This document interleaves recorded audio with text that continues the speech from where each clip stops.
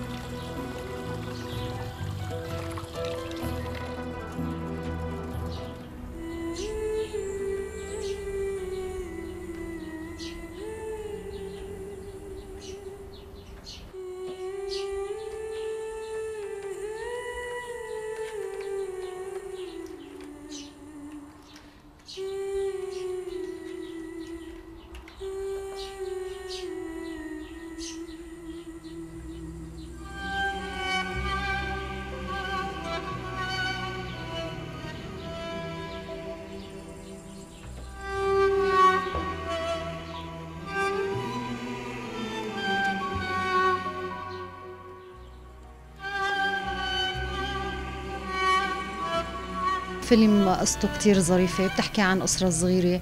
هي الأسرة موجودة بكل حارة وبكل بيت.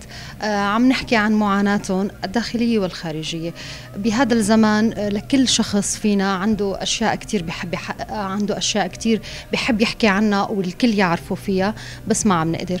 بهذا الفيلم أنا كنت ماخذة دور الأم، هي الأم العاجزة. طبعا مثل ما بنعرف نحن بأي فيلم سينما في مجموعة أشياء رموز بنحب نعبر عنها. هاي الأم اللي كانت عاجزة اللي أخذت أنا شخصيتها حياة، ما كان فيها حياة. كانت عم تحاول بكل لحظة أنه تبحث عن شيء جميل موجود بهاي العيلة. حاولت أنه تعطي، ولكن للأسف في عجز حقيقي، مرض من الداخل ومن الخارج ما قدراني تتجاوزه. وبالنهاية هاي الأم بتموت. هي بتكون نقطة تحول بحياة هاي الأسرة، بتغير كتير بتفكير هذا الرجل اللي كانت هي عايشة معه، وبصير في عنا يوم جديد. سامحني، تركت عندك أماني، سعيد وأمل. دير بالك عليهم، غريب. حياة حياة حياة. الفكرة الرئيسية بالفيلم هي كانت ممكن بدي أقول لك بتعبر عن شخص مهمل بحياتنا، يلي هو عامل نظافة. نحن ما بنعرف شو خلفياته لعامل نظافة، شو ثقافته، شو حياته، شو داخليته، كيف عايش.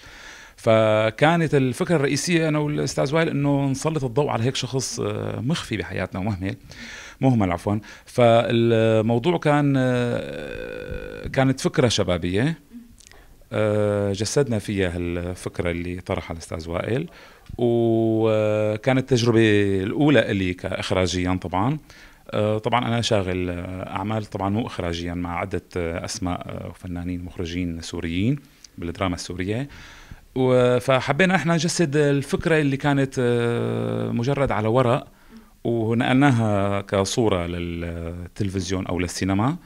وكانت معنا عدة شخصيات طبعا كتير حلوة، في منهم وجوه جديدة مثل نور، مثل في بسام خسروف. وكانت الفيلم قصته بطولة للفنان وائل ناجي. واشتغلنا الفيلم بظروف كتير كانت مو مواتية لنا ومو مساعدتنا أبدا، يعني في كتير كانت ظروف إنتاجية وظروف حتى بالكاست وبالكادر وإخراجيا، بس حاولنا نوصل شيء اللي احنا بدنا اياه نوصله للناس للجمهور، ونتمنى يلاقي قبول الجمهور الفيلم. هذه التجربة الأولى.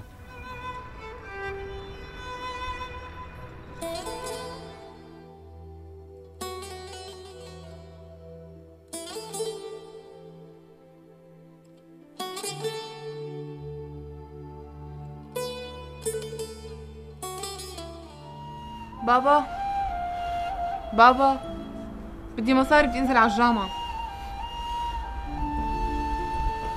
بابا أنا ما بدي شي، بس في كم محاضرة بدي صورهم، مو مهم كلهم يعني، واحدة أو تنتين. يعني شو ساوي بحالي أنا هلا؟ مش هيك عم تحكي؟ بروح ولا بقعد بالبيت؟ عيب عليك تحكي لما أبوكي. حاجة بقى ترجمت فكرة إنه كون أنا رافضة أكون بهالعيلة أساساً. يعني أنا معترضة أساساً إنه أنا خلقت بهيك عيلة، أب فقير ما بيقدر يعمل لي أدنى شيء من متطلباتي، أو عيش مثل رفقاتي.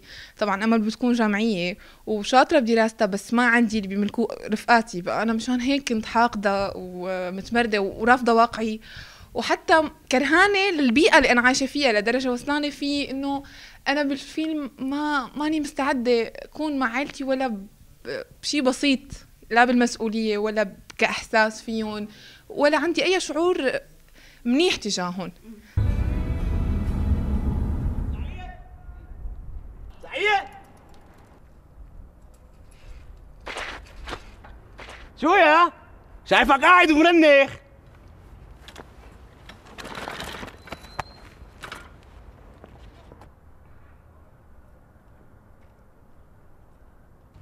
ابو عكر كنت عم باكل لقمه وحكمل شغلي. عم تاكل لقمه ورح تكمل شغلك؟ لك يخرب بيتك، شو مفكر الشغله هيك تجي بالساهل؟ لك اشتغل بضمير.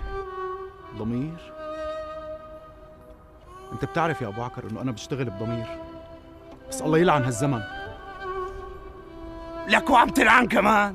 لك انت شو مفكر حالك؟ ان شاء الله مفكر بهالشهاده اللي ناتها على راسك رح تصير استاذ يعني؟ لا العفو، شهادة شو؟ انا حيالله زبال. يا حرام قطعت لي قلبي والله. ها هو طبعا تأليفي فكرة كتير بسيطة بتحكي عن انعكاسات وصراعات لها علاقة بالواقع الاجتماعي المعاش بمجتمعنا. اللي بيهمنا طبعا هو مجتمعنا سوريا، ودائما هي بنبحث عن فسحة أمل بيوم جديد دائما. هلا هي المقولة اللي كانت هي ببساطة وباختصار شديد، لأنه أكيد أصدقائي سبقوني وحكوا عن العمل بما فيه الكفاية. هي الفكرة العامة عن العمل. هلا عمل النظافة أنا بحسه مهمش.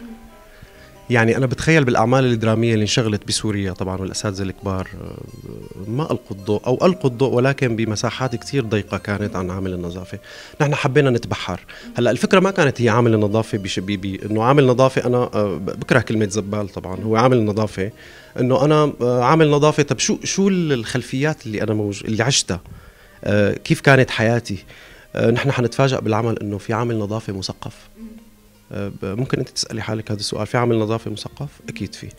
وفي شيء من الواقع. يعني انا تقابلت مع عامل نظافه وهو الحقيقه دارس حقوق، لظروف ما بحياته، لظروفه الماديه، لحياته الاجتماعيه، ما قدر انه هو يكمل تعليمه لحتى يشوف النور بحياته بشكل مستقر وواضح. بتمنى طبعا هذا العمل كتجربة أولى لي مع الأستاذ علاء رشيد. طبعا خبرته كانت أنا برأيي كتير ممتازة، وخاصة هو عنده خبرة كشخص محترف مع أساتذة كبار مثل ليس حج، وما بدي أذكر أنا كل الأسماء، ولكن استفدنا نحن بالحقيقة بهي التجربة من بعض.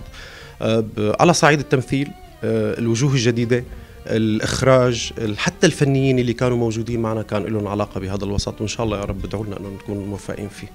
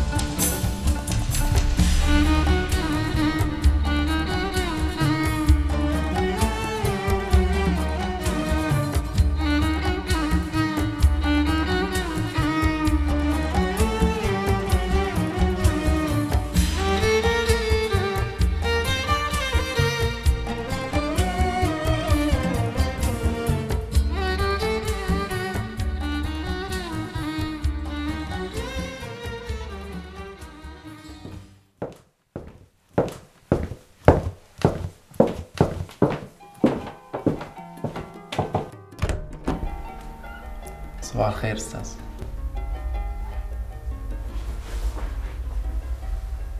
صباح الخير حبيبي.